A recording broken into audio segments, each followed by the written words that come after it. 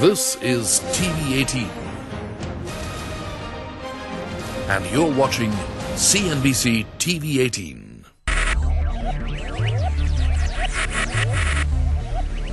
Focus, ideate, innovate, enable.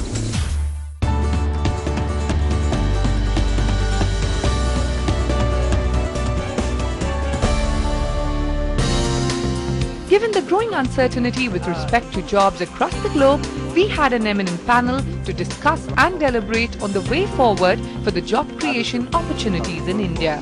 The panelists for this discussion included Montek Singh Ahluwalia, Deputy Chairman, Planning Commission; S. Ramadorai, Chairman, National Skill Development Agency; and Dr. Romesh Wadhwani, Founder Chairman, Wadhwani Foundation.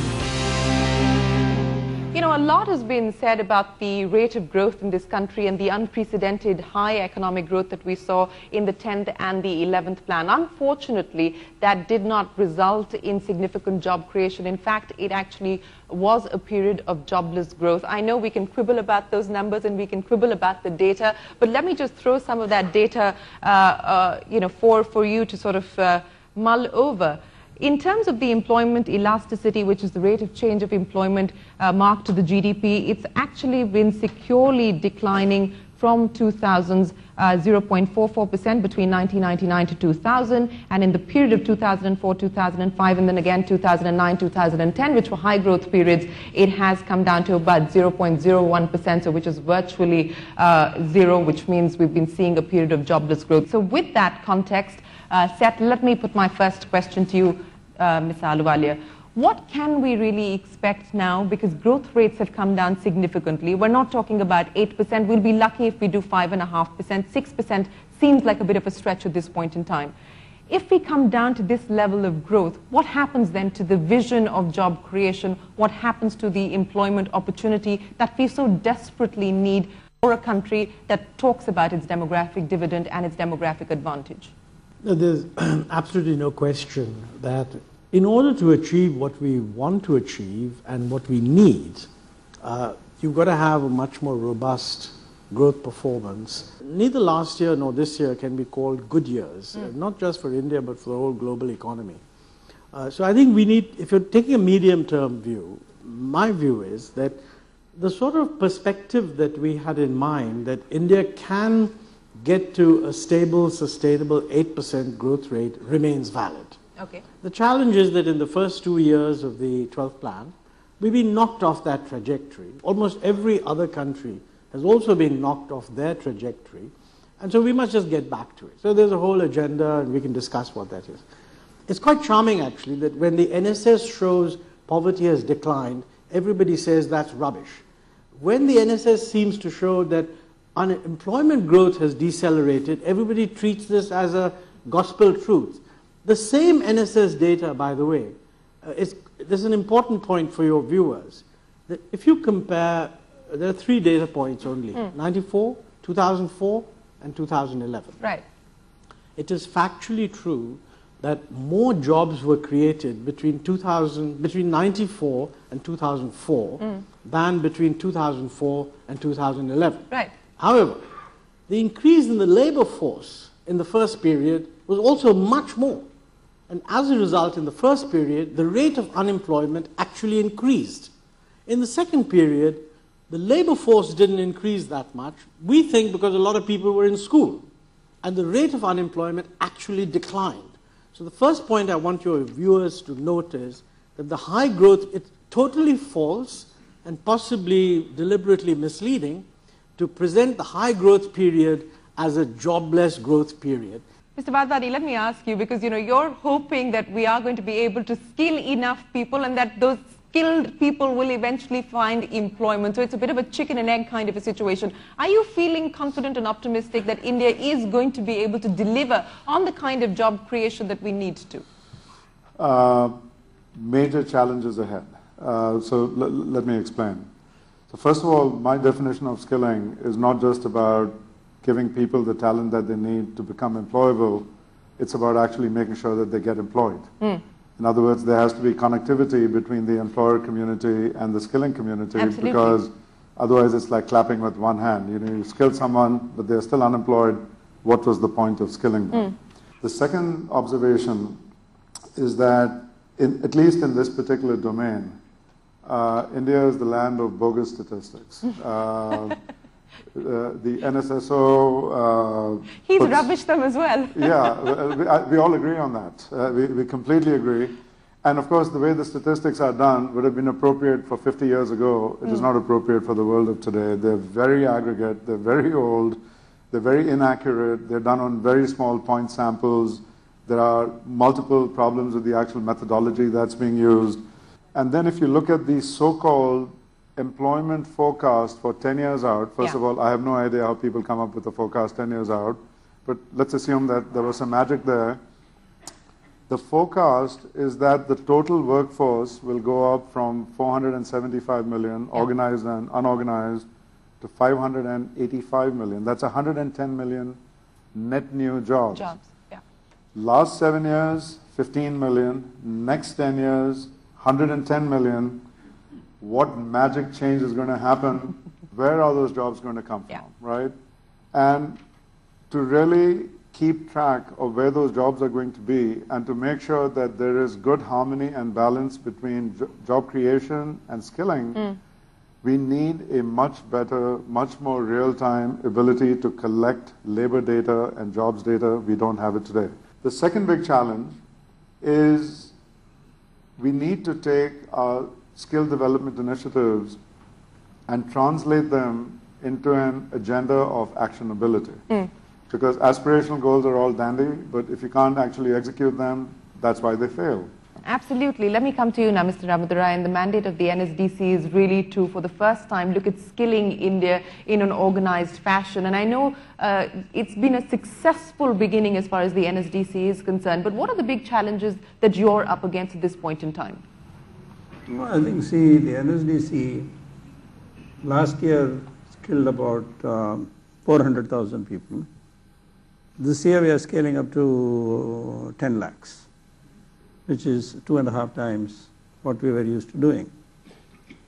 The number of partners whom we have funded, whether as grants, whether as debt funding or a portion of the equity, has increased substantially based on the sector gap, skill gap analysis we have done. We don't want everybody to be starting only on IT or IT-enabled services program. Second one we have focused on is to the reach, which is beyond the traditional 4 southern states. The most populous states must be brought into the whole skill building agenda. So if you don't do it in a UP or a Bihar or a Jharkhand or a Bengal or whatever it is, you're not going to get the kind of numbers. And the mobility of the people, which is a big problem, will create a lot of problems for us.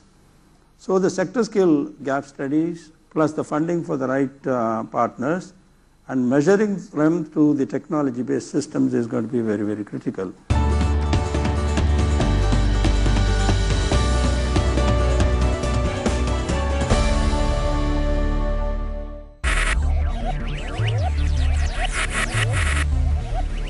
Focus. Ideate. Innovate. Enable. Technology is never about what you see on the outside.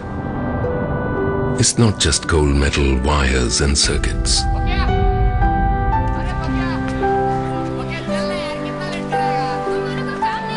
It's about giving people access to a healthier life so that they can be there for their loved ones.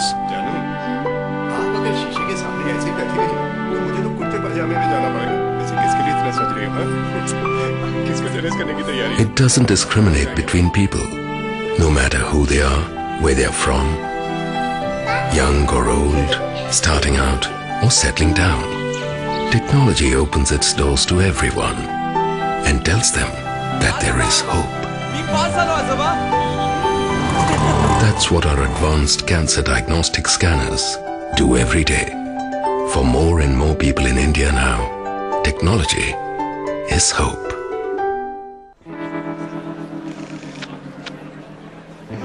Hey! There!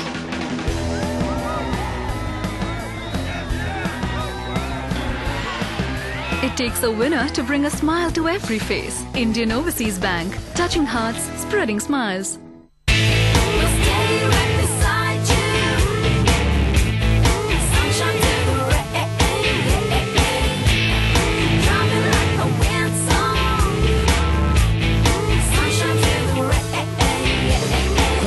durability, reliability. It's what makes a Toyota leader. From the producers of 6 successful investor-thons comes a brand new season of standing up and showing your support for the Indian investor, for the health of the Indian capital markets, for building a bigger and stronger investor base, and turning words into action by running at the Investor-thon. NSE and CNBC TV 18 proudly present Investor-thon 2013. Coming soon. Presented by National Stock Exchange. Nacho Gao Tyohar Manao. This festive season, win up to 1 kilo gold. Get up to 3 years insurance and assured gold coins with every purchase of a Tata Motors car. Tata Motors Nacho Gao Tyohar Manao offer. Rush to your nearest dealership now. Papa, car. New food. खरीद लो. नए कहने.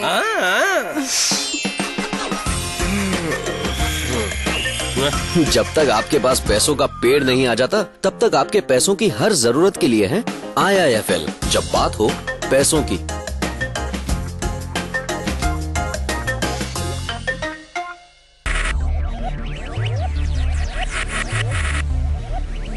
Focus.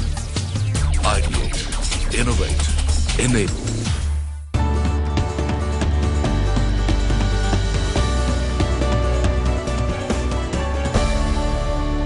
At the end of the day, you're going to have all of these skilled people. The point is, are you going to have enough jobs to get them? Forget growth, whether it's 5% or 8%. Let's talk about the manufacturing sector. The point is that we keep changing the goalpost. The tendency in our policy making to change the goalpost, which creates or vitiates the environment, the investment climate, which creates a sense of uncertainty for an investor. And those are the guys who are going to be creating these high-quality jobs that you were just talking about. How do we get rid of this to get those kind of jobs going in the sector? I think there's no doubt that on the manufacturing side, the performance has been below our targets. You know, some of the things you're talking about, which is these issues of uncertainty, etc., these have been particularly strong in the last 18 months or 2 years. In the previous period, it wasn't this uncertainty. I mean, the real issue was, although we had a reasonably high growth rate for the economy, we weren't actually getting a 10+% growth in manufacturing. Now, many people, including us, have analyzed that. And I do think that part of the problem really is weak infrastructure. Because, you know, if you're going to have manufacturing that is competitive, that reaches certain standards of whatever efficiency, you need much better connectivity to deliver physical products from A to B. We're weak on that, and that's well identified. That's the whole focus on trying to improve infrastructure. I think we'll be able to do that, maybe a little later than we would like to, but that's on the agenda for sure. You mentioned another aspect that people frequently refer to, and that is the inflexibilities in our labor market. I think that's true, and I mean, we have said in the 12th plan and very often in the government debate, this is recognized, but it's a political issue. And I think the official position of the government is that we need greater flexibility. But we won't do it. No, I'll put it a little differently. What we said is we need to build a consensus with labor. Now let me make one point. If the most important thing is to get infrastructure right, it makes sense for the government to get that sorted out. That itself will add something to manufacturing growth. Labor is necessarily a politically sensitive thing, and when you fix these other problems, I think we will be able to do something on the labor front also. Go ahead, sir. So let me add to what Montek is saying here. And I think a good way to respond to your question is to dimensionalize where the jobs are going to be. Now, I want to start by saying that everything I'm about to say is based on the facts as they are available today. So everything depends on the accuracy of the... Which data? Exactly. It's all the translation of NSSO data, right? But if you believe the employment forecast 10 years out, and just directionally, let's assume it's correct, even if it may not be precisely accurate, of the roughly 120 odd million jobs that will be created additively to the current workforce, 65 million are in construction. Some of them will be rural construction, some of them will be urban construction. Regardless of what we do in skilling, those will be relatively low skill, relatively low paying jobs, and in many cases will be filled with migrant labor, in some cases farmers moving from their farms into the construction industry because of a lack of alternatives out there. So when we talk about manufacturing, which is the next thing I'm going to talk about, it's important not to let that monopolize the conversation because that's not where the largest number of jobs is. It's construction first, services second. Now, in this 120 million forecast, whatever the quality of that may be, 15 million is expected to come from manufacturing. If programs could be put in place, not just government, I'm now blaming Indian industry as well, to accelerate the rate of innovation, then we have a chance to fill some portion of that 15 million opportunity. But if we don't, I guarantee that of all the numbers I've mentioned, that 15 million will not be met. The services number may be met, the construction number may be met. Manufacturing can be met, but will only be met if there's a commitment to innovation. You know, we've bashed the government enough. I want you to counter what Mr. Wadhwani had to say about Indian industry and whether it's IT or pharma or whatever the case may be, not being innovative enough, not being IP-centric enough to create the kind of job opportunities that are needed. First, I'll start with the industry I know, namely IT and IT-enabled services. Yes. Somebody says we have not been able to innovate, they are talking without knowing the facts. Second is, it has reinvented itself over the last 20 years plus with regard to both offshore as well as process improvements as well as intellectual property creation, and the next wave is absolutely the product creation.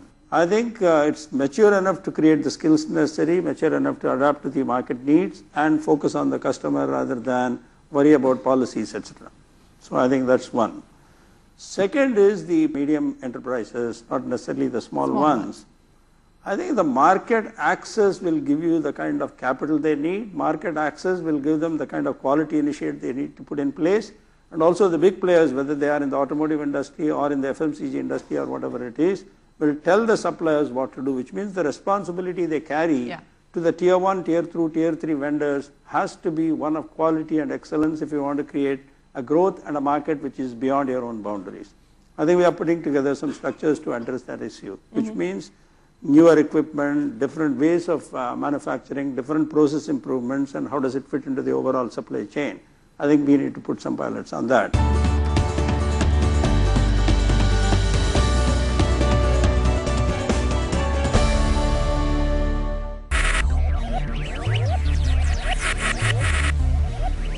Focus. Ideate. Innovate. Enable. Technology is never about what you see on the outside. It's not just gold metal, wires and circuits.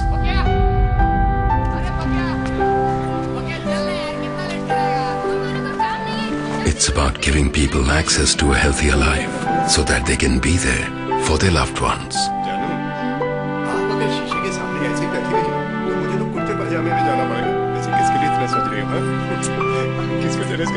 It doesn't discriminate between people, no matter who they are, where they are from, young or old, starting out or settling down. Technology opens its doors to everyone and tells them that there is hope. That's what our advanced cancer diagnostic scanners do every day. For more and more people in India now, technology is hope.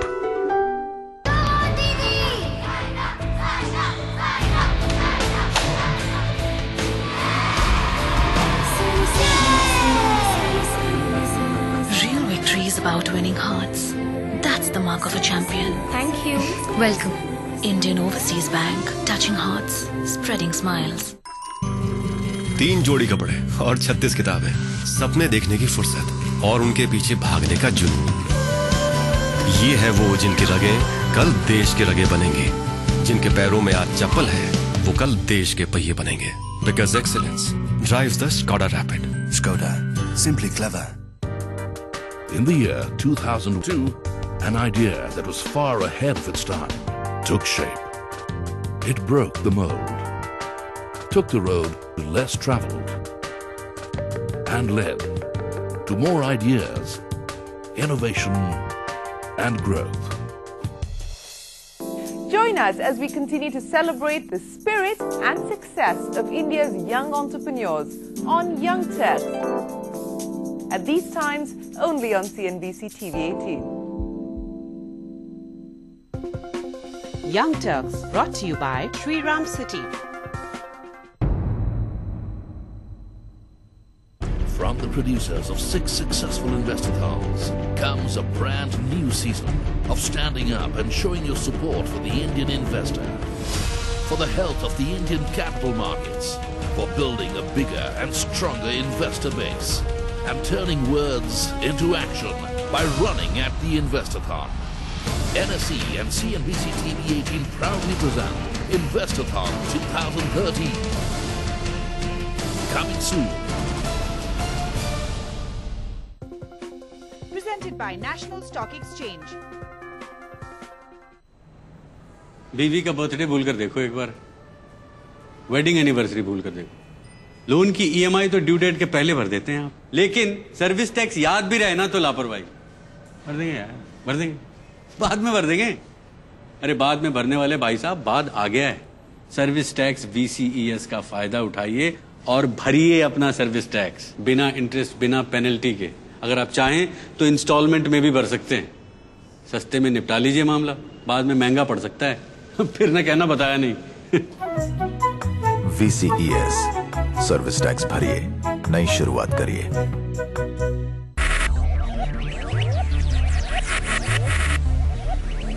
Focus, ideate, innovate, enable.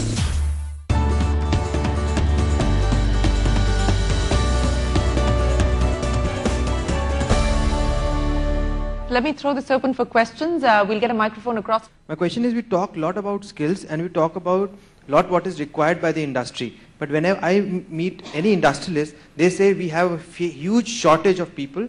And whenever I meet, people in my academia, they say we have a huge supply. So how we can, bridge this gap of corporate and academia divide? That's a fair point. Yeah.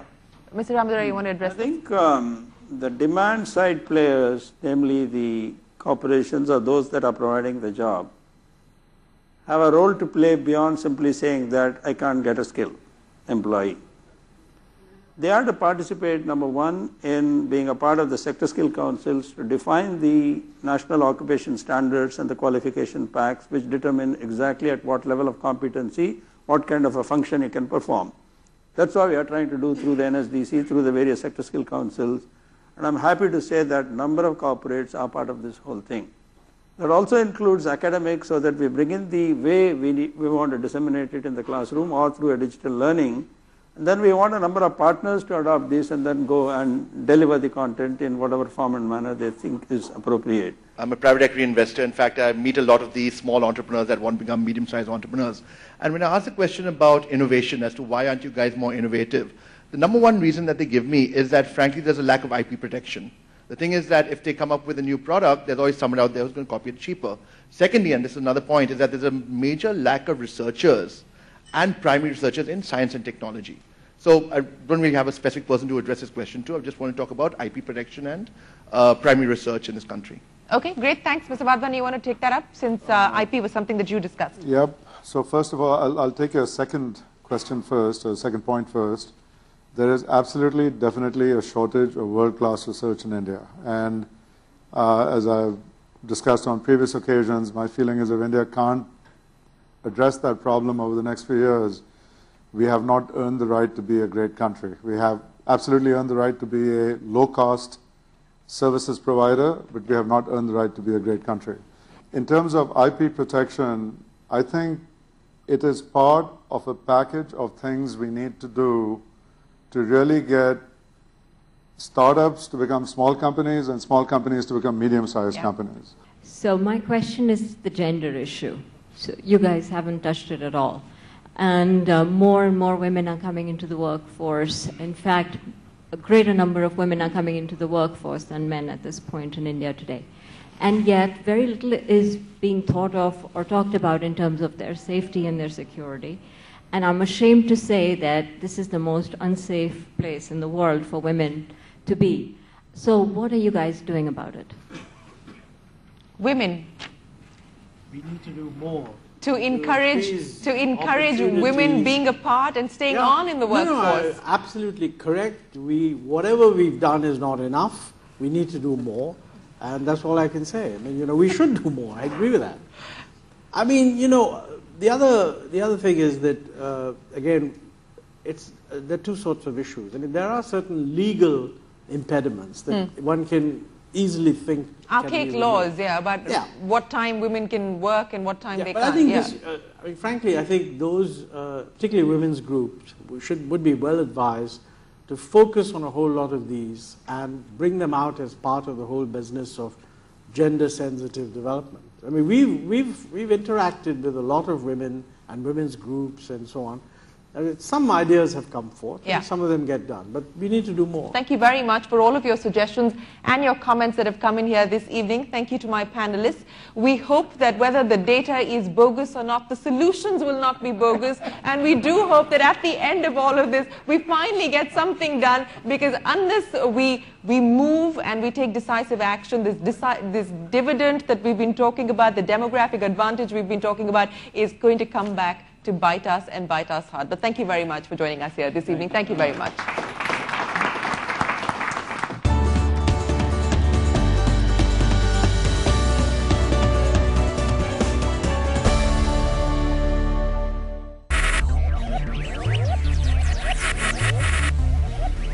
Focus.